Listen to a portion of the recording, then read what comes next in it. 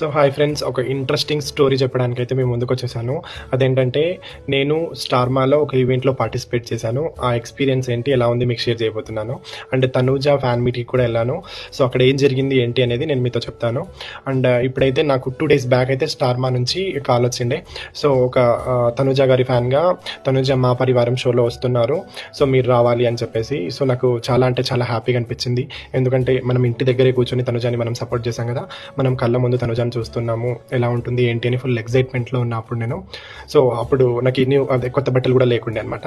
So అప్పటికప్పుడు మా ఫ్రెండ్ని మీట్ అయ్యి, ఫ్రెండ్ ఇలా కాల్ వచ్చింది స్టార్మా నుంచి, ఇలా బట్టలు తీసుకుందాం కొత్తవి అంటే వెళ్ళి కొత్త బట్టలు తీసుకొని మంచిగా టిప్ టాప్గా రెడీ అయ్యి నెక్స్ట్ డే మార్నింగ్ స్టార్మాకి వెళ్ళిపోయా అన్నపూర్ణ స్టూడియోస్కి.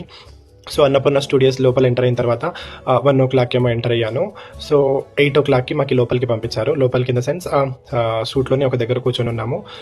వీళ్ళు అంటే మనకి సెలబ్రిటీస్ లోపల ఏదైతే షూట్కి అయితే పిలిచారో ఆ షూట్కి 8కి వెళ్ళాము.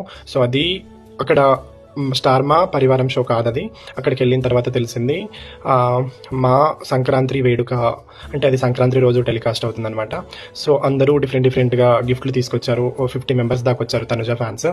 అందరు డిఫరెంట్ గిఫ్ట్లు తీసుకొచ్చారు. అండ్ గిఫ్ట్ ఇచ్చేటప్పుడు ఏమేమి చెప్పాలి అనేది వాళ్ళు చెప్తారనమాట. అదంతా ప్రిపేర్ అయ్యి లోపలికి వెళ్ళాము. సో తనుజ గారిని చూడంగానే ఫుల్ అంటే ఫుల్ హ్యాపీగా ఫీల్ అయిపోయా.